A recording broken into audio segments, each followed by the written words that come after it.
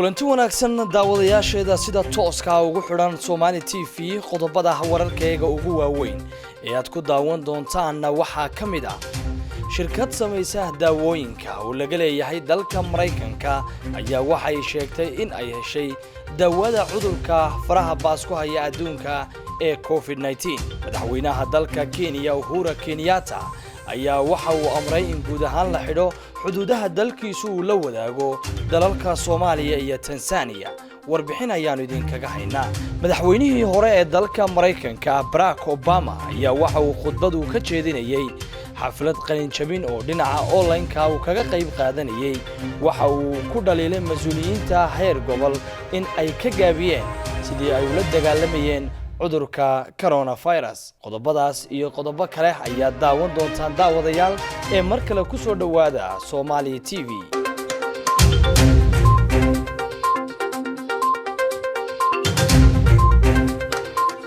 waa maalin axad ah 17 bisha May 2020 aynu ku bilownay shirkad samaysa daawooyinka oo laga leeyahay dalka Mareykanka isla markaasina lagu magacaabo Soranto ayaa waxay sheegtay in ay heshay daawada cudurka coronavirus agaasimaha fulinta ee shirkadaasi samaysa daawooyinka oo la hadlay TV-ga Fox News ayaa waxa uu sheegay in ay heleen daawadaasi muddo 4 maalmood gudahoodna uu qofku kaga reynayo xanuunkaasi COVID-19 ama uu kaga bogsanayo shirkadda ayaa sheegtay in tijaabooyinkii ugu horeeyay ee dawadan 100% ay dishay fayraska COVID-19 agaasimaha shirkaddan ahna aasaasaha shirkadaasi ayaa dunida waxa uu ugu bishaareeyay in ay dhawaan soo bandhigi doonaan wax qabadkoogaasi isla markaasina dawladaha caalamka waxa uu kula taliyay inay suuqyada dib u furaan saamiga shirkaddan ayaa ilaa maalintii Jimcihii kor u kacaysay kadib markii agaasimuhu uu soo bandhigay in ay dawadaasi heleen dunida ayaa dadaal xoogan ugu jirta sidii loo heli lahaa dawada cudurka dunida kala xidhay isla markaasina galaaftay nolosha dad kor u dhaafaya ilaa iyo 300 oo kun imikana la saadaalinayo in uu sii kordhi doonto dhimashada dadka uu haleelay madaxweynaha dalka Kenya Uhuru Kenyatta ayaa amray in la xidho xuduudaha dalkaasi ay la wadaago dalalka Soomaaliya iyo Tansaaniya sababo la xidhiidha xanuunka corona ee dunida saameeyay amarka madaxweyne Uhuru Kenyatta ayaa waxa uu ka reebay gaadiidka inta badan soo gala dalkaasi waxana uu sheegay in si aad loo baari doono gaadiidka xamuulka sida dalka Kenya ayaa waxa si weyn u saameeyay xanuunka coronavirus waxana uu hadda ku dhacay xanuunkaasi dad gaadhaya 820 qof waxana u dhintay dad gaadhaya 50 qof madaxweynihii hore ee dalka Mareykanka Mr Barack Obama oo khudbad ka jeedinaya xaflad qalin jabina oo dhinaca online-ka kaga qayb galay ayaa mas'uuliyiinta xilka haya waxa uu ku cambaareeyay qaabka ay u wajaheen cudurka coronavirus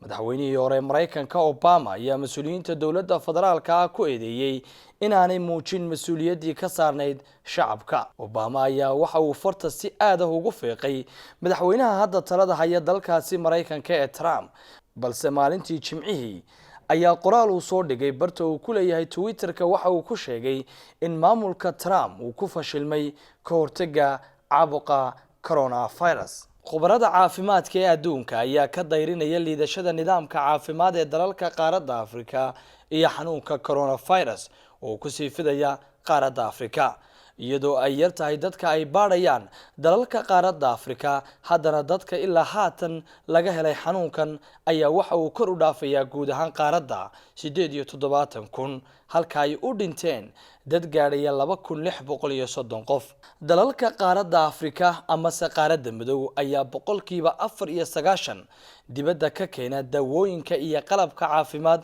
iyagoo ay yar yihiin dad kale xirfadda caafimaad warbixin ay soo saareen hay'adda caafimaadka ee adduunka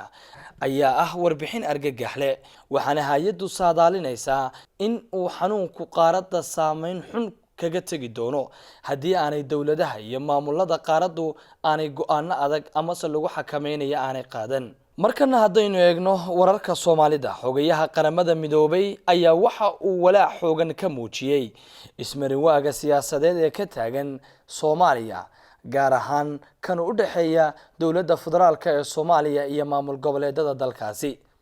xogayaha qaramada midoobay ayaa si gaar ah waxa uu u dhaliilay dawladda uu hogaamiyay madaxweyne Farmaajo waxaana uu xogayuhu si gaar ah u dhaliilay dawladda Farmaajo iyo ciidanka ay geysay gobolka Gadow waxa uu aad walaac uga muujiyay isku dhaca hubeysan ee ciidamada Jubbaland iyo kuwa dawladda federaalka ee Soomaaliya ku dhexmaraya gobolka Gadow kuwaasi oo sababi kara ayuu yiri xogayaha qaramada midoobay barakac shacab iyo dhibaatooyin kale xubintaasi ayaa daawadayaal ugu dambeysay warkii Somali TV anigoo Cabdirashiid Cali Barra ayaa idin la socodsiinayay tan iyo kulan dambe nabadgelyo